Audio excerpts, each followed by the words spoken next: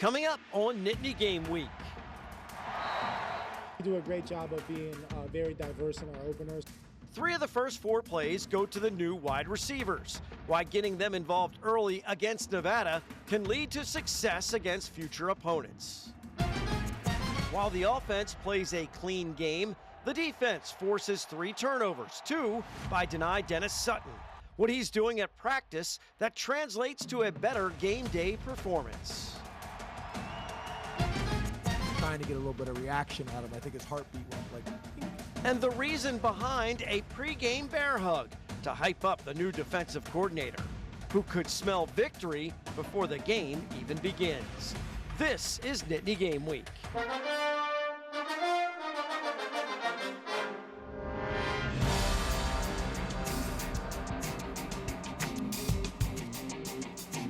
Hello, everyone, and welcome to Nittany Game Week. I'm Todd Sadowski, alongside former Nittany Lions coaches Jay Paterno and Tom Bradley. No surprise to see PSU cruise past Nevada. They win by 5 touchdowns, probably a little less than expected. The returning guys get plenty of work. A bunch of new players see valuable action. Your thoughts on the opener, fellas? Well, you got in, you scored every possession you had with the first team. You got a big lead and got done with it. And then, you know, what else do you want? And it's a beautiful day. Kids had fun. Families had fun. Everybody wins. Tom had fun? Hey, I had fun, but the other good thing is I don't think there was any injuries or anything you had to deal with on that. Yeah, you want to get out of there clean for sure. We'll show how the offense involves some new weapons early in the game plan. The defense creates chaos with some first quarter turnovers, and the special teams make a huge impact in our opening drive.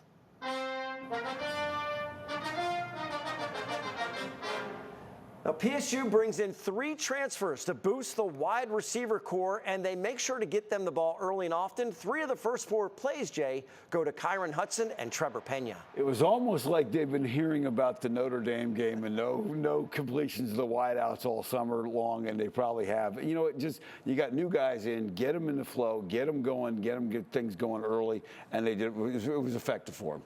Tom, when you show a defense the wideouts are going to be a factor in the game, what does that do to an opponent? How does that open up the field?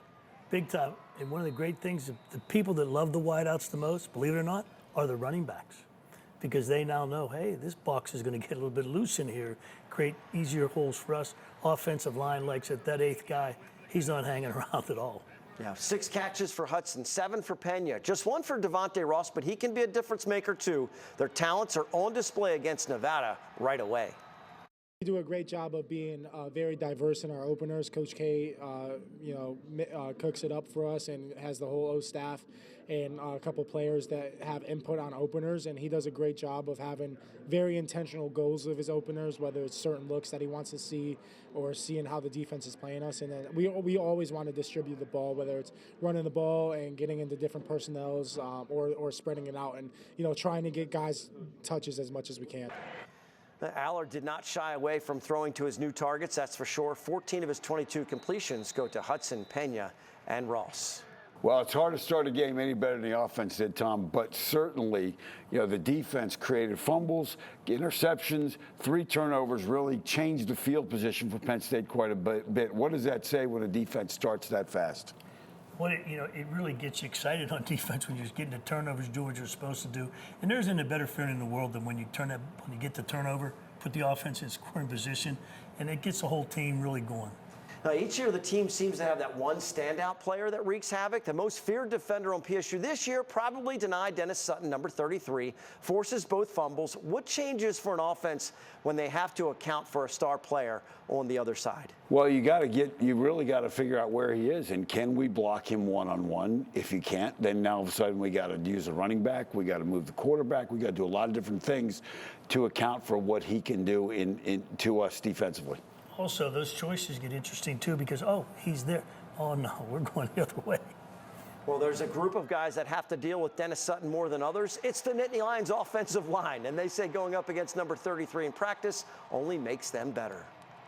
I'd say the combination of both his size and speed, because you got to be worried obviously about his bull rush with how big he is, but he's been getting so quick with his inside moves and spins and all that, and so just having to worry about all those things, the offensive tackle definitely makes it hard to block him. Like a video game person just watching from the sideline, and then just how he approaches the game, starts in practice.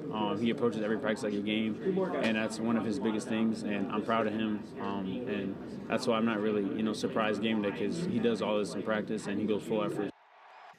Dennis Sutton ends the game with 2.5 tackles for loss, a sack, the 2 forced fumbles, a pass breakup, and a QB hurry. Multiple ways he can impact the game. And all in all, it's also an encouraging day for the special teams. The place-kicking unit especially perfect on all 8 of their attempts. And I think when your kicker sends all 4 field goal attempts through the uprights, you should celebrate it. It's pretty certain at some point in the season, the game's going to come down to a pressure kick situation. But in addition to that, Tom, they get a big hit on a kickoff return along with a long punt return from King Mack. Here's the big hit there. A team can really seize momentum with a big play on special teams. It's something that I think people miss out on. When that does happen, it gets the whole team fired up when you get that big hit or that big play. It gets everything going. And no question. And by the way, credit to Nevada's kicker for making this tackle on the kickoff return, because he's going to hear about that, his team. But the special teams clearly changed the game in a number of ways on Saturday. Well, more on Ryan Barker's big day a little later, along with an important special teams debut later in the show. A short break coming up. When we come back, our coaches do what they do best: scout and analyze after week 1. That means not one, but both teams in this weekend's matchup. Why a self-scout after week 1 is important, and what the coaches found in their deep dive on the blue and white. You're watching Nittany Game Week. The opening drive is sponsored by R&R Express. Every shipment moved contributes to autism research and inclusion through the Excel Foundation. Learn more at wearerr.com. Nittany Game Week is brought to you by West Shore Home, official partner of Penn State football.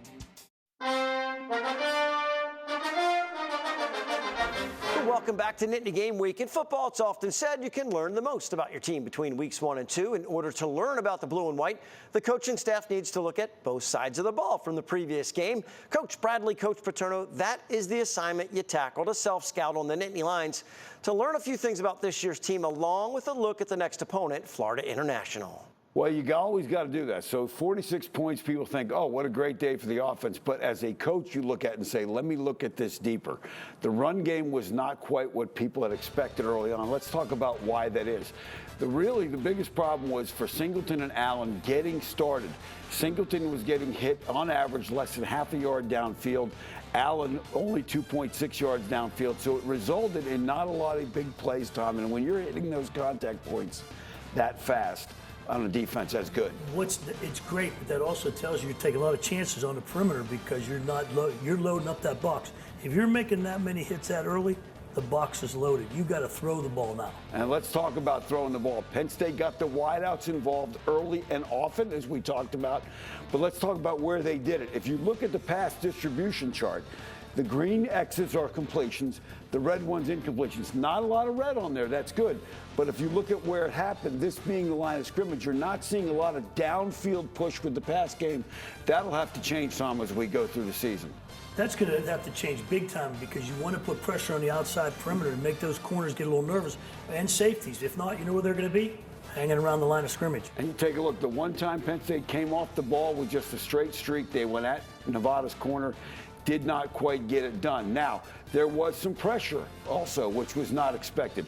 Of the 32 passes called, there was 10 situations where Aller had to move, someone wasn't open, but he did a great job in those situations. There was 1 sack for -2 yards. He got 30 yards with his feet getting loose, and more importantly, 3 for 4 throwing the ball downfield, 49 yards and a TD. And let's look at that one. This was the biggest play on offense for Penn State. He's looking, no one's open. He then starts to scramble and finds a wide receiver downfield, Tom, and that frustrates the heck out of you on defense, doesn't it? Do you think so? Yes, it does. You're like you're on the sideline, you're going, we got him, we didn't get him. And now it's out there, and there's a guy in the end zone. The corner did not go with Hudson, which is good for Penn State. Now, let's talk about, we've talked about that. Let's talk about defense. Location, Tom. 3 turnovers, 3 times inside the 20-yard line between turnovers and special teams. Average starting field position was the Nevada 46-yard line, Tom. That's a great number.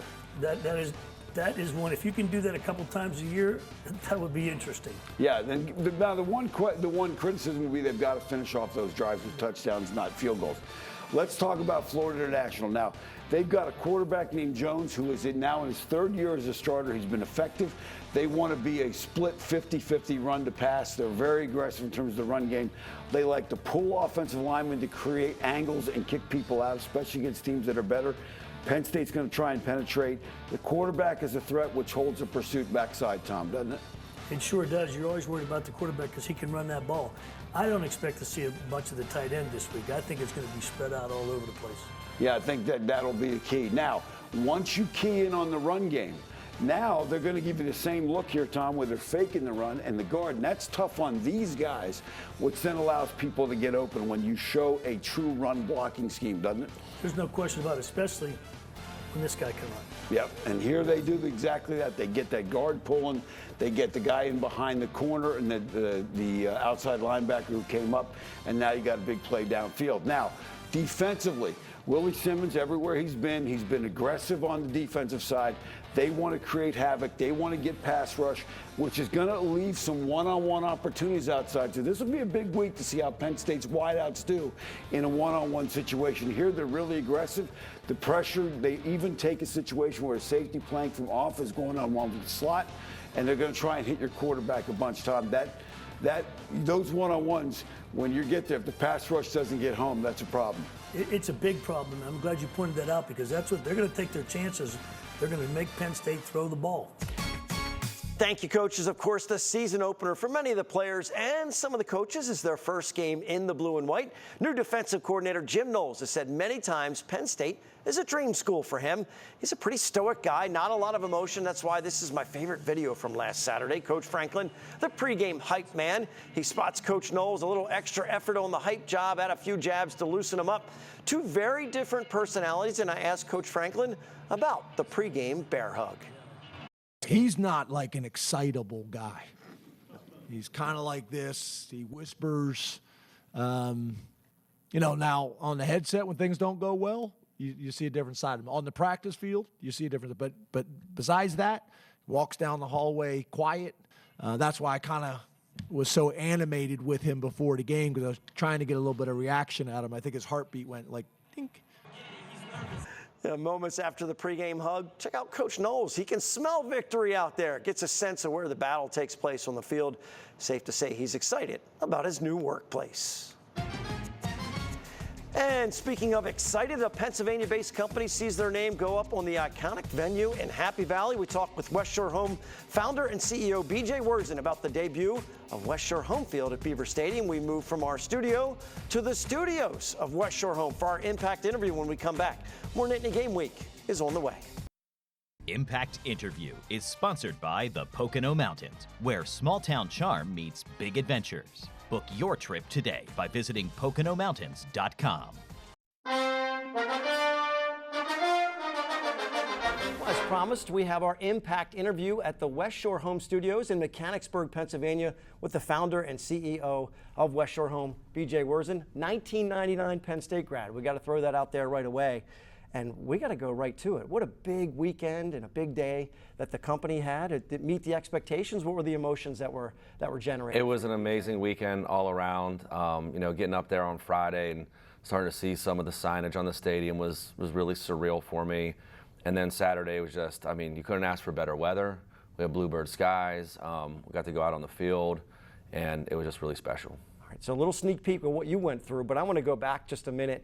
Because the best business leaders are always in tune to their employees, right? That's the best business leaders. And so the timeline and what you've been hearing, you announced the naming rights deal, the family gift, 15 years, $50 million, and then you're starting to hear things from friends, family, but employees. And you've talked about the pride that they feel, but now it's there, and they start to see the reality of it. What was the timeline like and the excitement building up to it, and then the feedback you got once they saw it? There was definitely a build-up, a crescendo, if you will, to the season opener.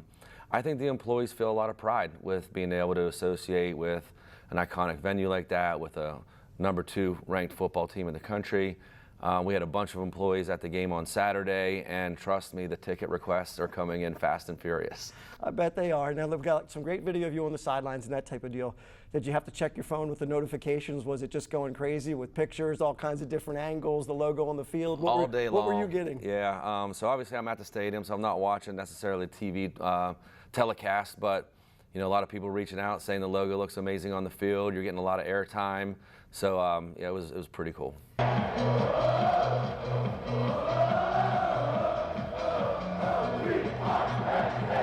To hear a broadcast come on and they say live from West Shore home field at Beaver Stadium. I mean, there's certain things that conjure emotions for you. Yep. Those are going to be those moments, right? When it's a big event or a big game, the whiteout, whatever's coming down the road. I assume those are going to be the moments that it really sets in. I just got chills when you just said it right there.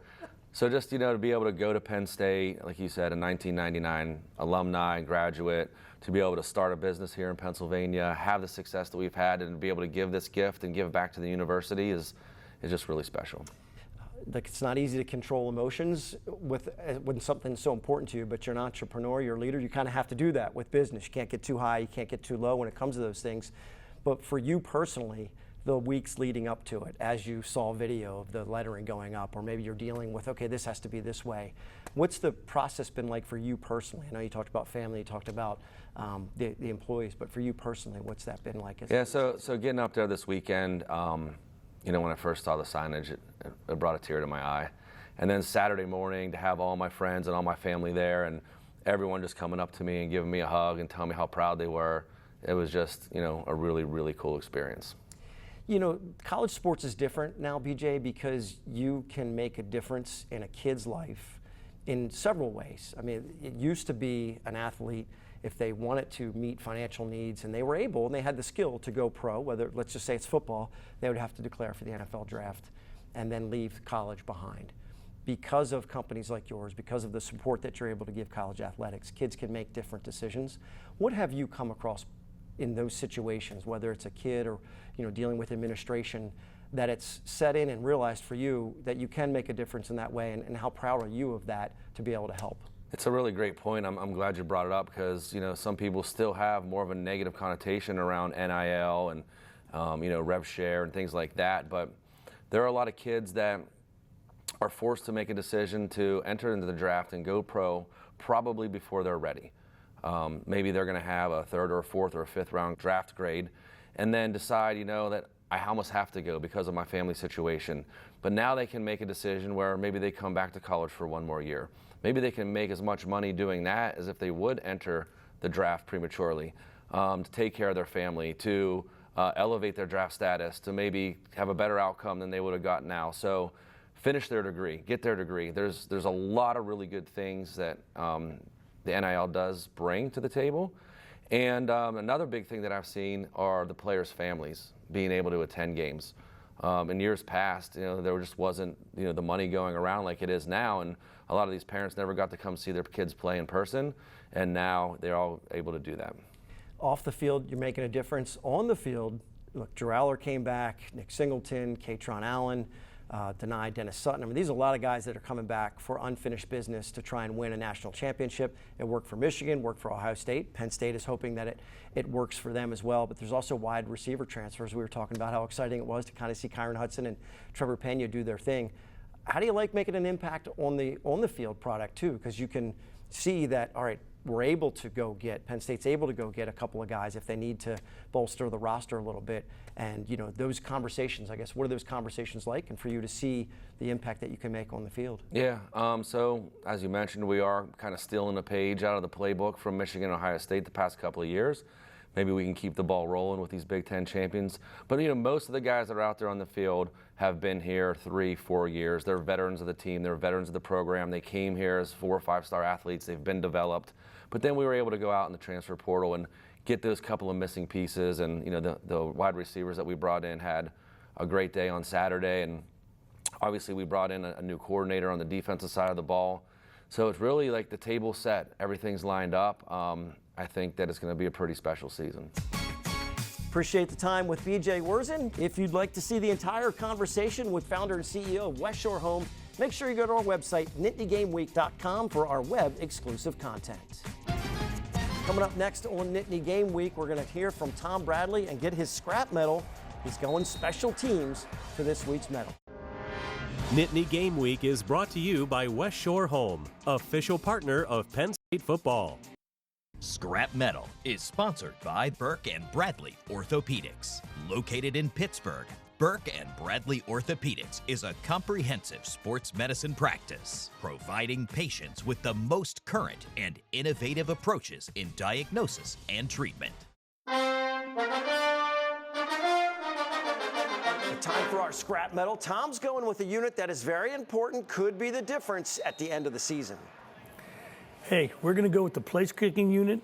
Famous saying, 3 field goals beat a touchdown against Nevada. Ryan Barker is a perfect 4 for 4, and they convert all of their extra points, as well as everybody's job in the sequence is equally important. The snap has to be on target. Holder sets the ball. Protection is sound. And then the kicker sends it through the uprights. Good to see everyone execute their duties in the first game of the year. It's trivia time. Last week's question, Penn State's most common season opening opponents were Lebanon Valley College and Navy. Which 2 Pennsylvania schools were tied for 3rd with 7 openers against Penn State? The answer was Temple and Bucknell, and our winner, Bob Yostpile. Now turning to this week. In 2007, Penn State opened the season with Florida International. Which current Power 4 head coach made his head coaching debut in that game?